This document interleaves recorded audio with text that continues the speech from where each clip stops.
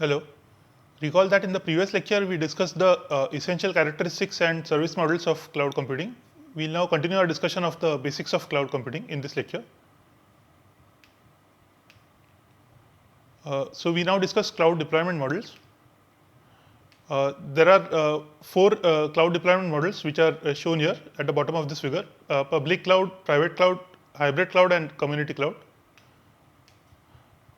So to summarize these, in a public cloud, the resources of the cloud can be accessed by any organization or any individual. In a private cloud, the resources are private to a single enterprise. This private cloud is either within the premises of the enterprise or it is in a private area of the cloud. Then community cloud, a set of organizations can access the resources of the cloud. And hybrid cloud is a composition of two or more of the previous three categories, that is public cloud, private cloud, and community cloud. Let's now discuss these four deployment models in detail. We start with public cloud. So the public cloud infrastructure is shown in this figure. This is the public cloud, and it can be accessed by the resources of the public cloud can be accessed by individuals or users within an organization or enterprise. So this public cloud infrastructure is made available to the general public and or to a large industry group. As shown here, some individuals can access the resources of the public cloud, and here one enterprise is shown, and the users within the enterprise access the resources of the public cloud. And this is the security perimeter of the enterprise network, and there is a link from the enterprise network to the public cloud. And over this link, the users of the enterprise can access the resources of the public cloud. The public cloud infrastructure is owned by an organization which sells cloud services. There can be different ownership models for a public cloud. It can be owned, managed, and operated by either a business, academic, or government organization, or some combination of these. It exists on the premises of the cloud service provider. So all these resources, for example, servers, processors, storage, and so on, they exist on the premises of the cloud service provider. So these are the premises of the cloud service provider in this picture. Some examples of public cloud are as follows: Amazon and Google on-demand web applications or capacity, Yahoo Mail, Gmail, and so on, Rediff Mail, and so on, and Facebook or LinkedIn social media applications. So these are all examples of public cloud.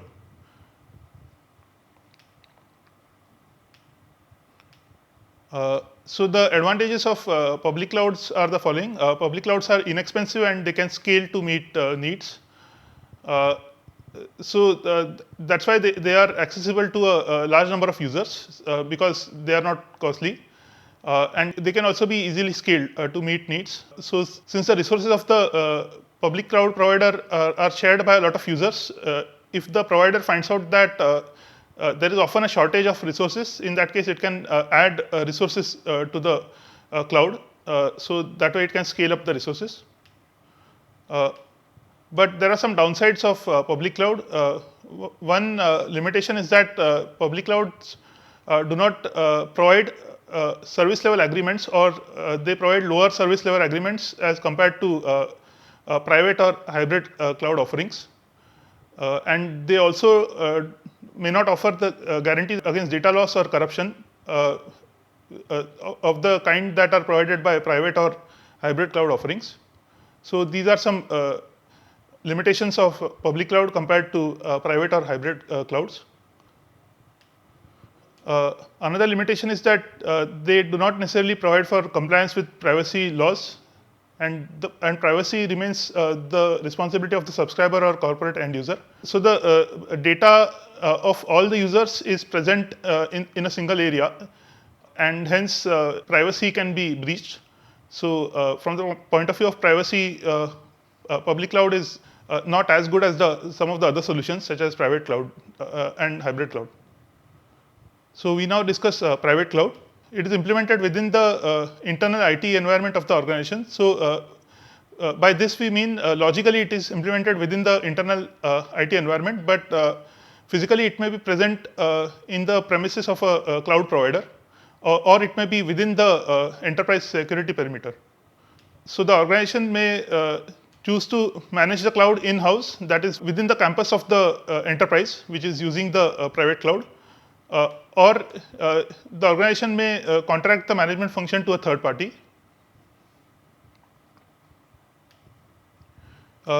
Cloud servers and storage devices may exist on premise, that is within the campus of the enterprise which is using the private cloud, or off premise, that typically within the premises of a cloud provider. Some examples of services delivered through private clouds are as follows. One is database on demand, then email on demand, and storage on demand. So these are some examples of services that are delivered through private clouds.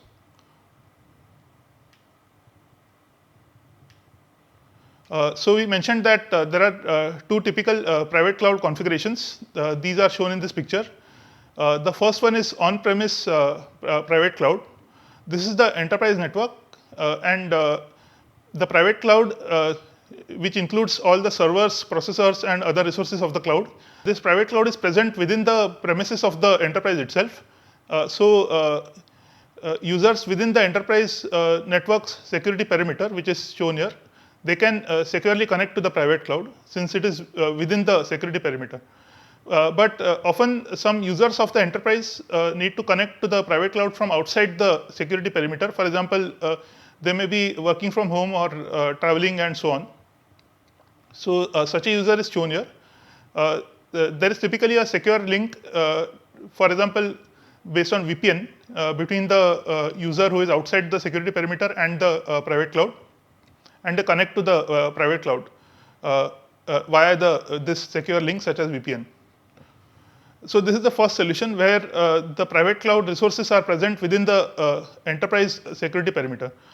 This is the other possibility, outsourced private cloud, where this is the enterprise network, and the security perimeter of the enterprise network is shown here. In this case, the private cloud within the resources of a cloud provider. So some part of the cloud provider's resources are used for providing this private cloud to the enterprise network. There is a secure link to the private cloud as shown here. So this may be over via VPN, for example, and this is the provider controlled security perimeter which is shown here, and this is the private cloud. So let's now discuss these two options in some more detail. In the case of on-premises private cloud, which is shown in the first picture here, it consists of an interconnected collection of servers and data storage devices which host enterprise applications and data. So these are located within the premises of the enterprise. Local workstations have access to cloud resources from within the enterprise security perimeter. Such local workstations are shown here. These are some examples of these local workstations. As we mentioned, there can also be remote users like this one. For example, they may be working from other branches of the same enterprise. For example, this private cloud may be in Mumbai, but there may be some users who are working in the Bangalore branch of the same corporation. They will connect securely via some solution like VPN to the private cloud resources. So from satellite offices, users working from home, traveling and so on, they have access through a secure link such as VPN. That secure link is shown here. Then the other solution is shown in this figure B, that is outsourced private cloud. Here the cloud provider establishes and maintains the private cloud. So the private cloud is shown here within the perimeter of the cloud provider's resources. It consists of dedicated infrastructure resources not shared with other cloud provider clients. So that's a crucial aspect of private cloud. These resources of the private cloud, they are not accessible to other users of the cloud provider. So hence that enhances the privacy of this solution as compared to a public cloud. And typically there is a secure link between boundary controllers, for example, dedicated lease line or VPN over the internet. So these are the boundary controllers, and this is the secure link It can either be a VPN link or there can be a dedicated communications link that is leased out from some telecom provider. So this secure link provides communications between enterprise client systems and the private cloud. So this is the enterprise network, and there is a secure link between the enterprise network and the private cloud. So that was the second deployment model, that is private cloud. We now discuss the third deployment model, that is community cloud. So it shares the characteristics of private and public clouds. Like a private cloud, it has restricted access, but like a public cloud, the cloud resources are shared among a number of independent organizations. So community, the word community here refers to the fact that there is a community of independent organizations, all of whom can access the resources of the cloud. It is unlike a private cloud. It is not restricted to the users of a single enterprise, but the cloud resources are shared among a number of independent organizations. So that's the word community. The organizations that share the community cloud have similar requirements and typically a need to exchange data with each other. So it's quite convenient, the fact that the resources of the cloud are at a single place, and these resources can be accessed by any of the organizations in this community. So they can easily exchange data with each other. An example is healthcare industry uses the community cloud concept. For example, a lot of hospitals and other healthcare industry units, they may connect to the same community cloud and use its resources. So this is useful for sharing data, sharing medical data among the different units that connect to the community cloud in the healthcare industry context. So this was the third deployment model, that is community cloud. We now discuss the fourth one, that is hybrid cloud. It is a composition of two or more clouds, private, community, or public. So what kind of composition is this? So these two or more clouds, they remain unique entities, but they are bound together by standardized or proprietary technology that enables data and application portability, for example, for load balancing between clouds. So there are two or more clouds within this hybrid cloud, and there can be sharing between these different clouds. For example, for load balancing, data or processing may be moved from one of the clouds to the other cloud within the same composition of clouds, which constitutes the hybrid cloud. Sensitive information can be placed in a private area of the cloud, and information which is not so sensitive can be placed in the public area of the cloud.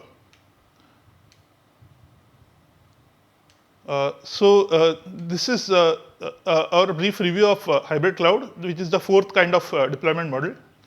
That concludes our review of the different deployment models in cloud computing, namely public cloud, private cloud, community cloud, and hybrid cloud. We now discuss the cloud computing reference architecture. In a typical scenario where cloud computing is used by some users, what are the different entities in the scenario? So there are 5 different entities which are shown in this figure.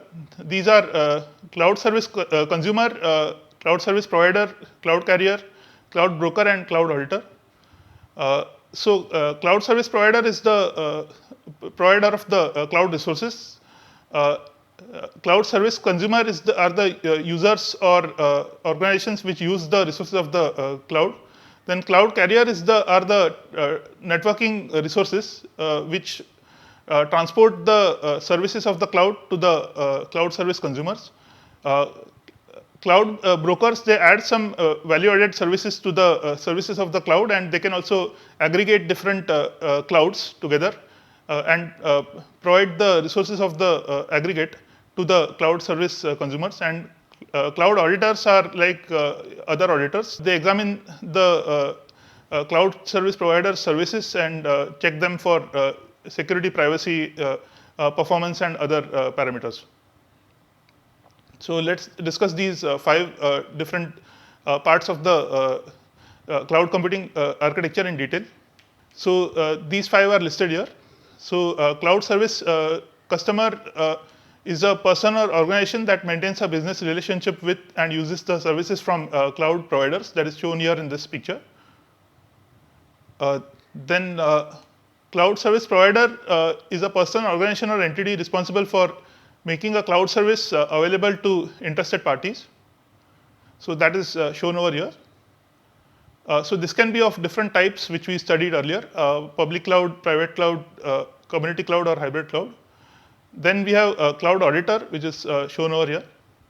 So this is a party that can conduct independent assessment of cloud services, information system operations, performance and security of cloud implementation. So in general, an auditor performs such an assessment of the party whom it is auditing.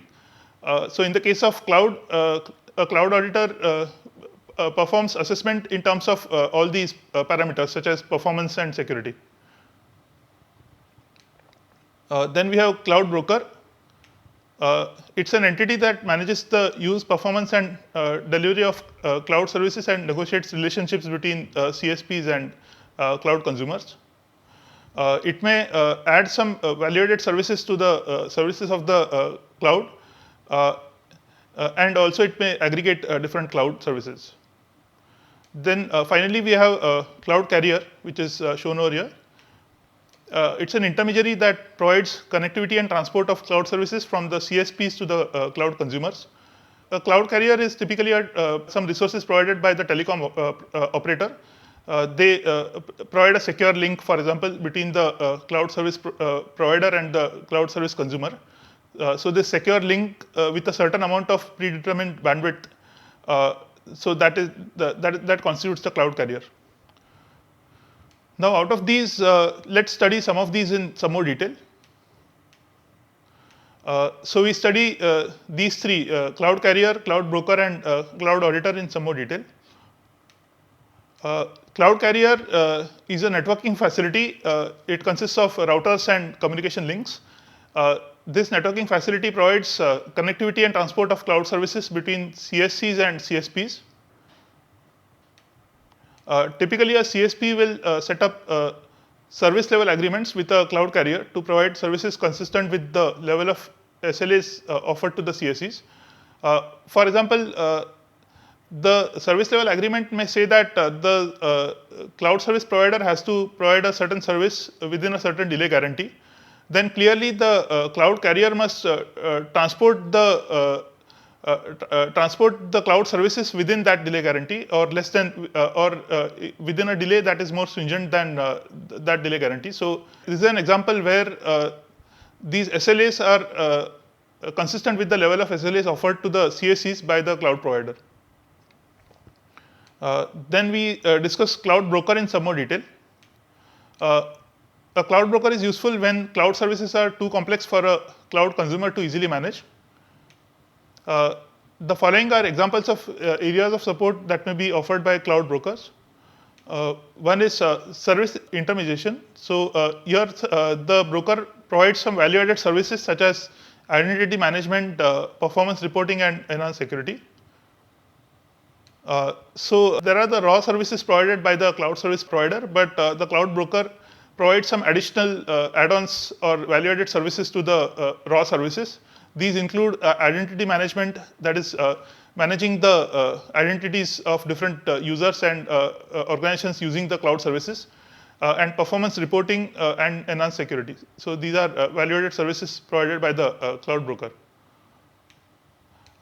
Another area of support that may be offered by cloud broker is this service aggregation, where the broker combines multiple cloud services to meet consumer needs not addressed by a single cloud service provider, or to optimize performance or minimize cost. So the cloud broker may be connected to multiple cloud service providers, and it may aggregate their services. So hence the users have access to a wider set of available resources. They don't have access to a single cloud's resources, but the resources of multiple clouds, so they can get better service. So the performance is optimized and the cost may be minimized. Then finally, we have a cloud auditor. It can evaluate the services provided by the cloud service provider in terms of various parameters such as security controls, privacy impact, performance, and so on. The auditor is an independent entity that can assure that the CSP conforms to a set of standards. So there are some standardization organizations which specify some standards that cloud service providers must satisfy. So auditors are an independent entity that can assure that the CSP conforms to the set of specified standards. So this concludes our discussion of the cloud computing reference architecture. So in summary, we discussed the different cloud deployment models, including public cloud, private cloud, hybrid cloud, and community cloud. And we discussed the cloud computing reference architecture and the different actors within the reference architecture. This concludes our review of the basics of cloud computing. In the next lecture, we'll discuss the security of cloud computing. Thank you.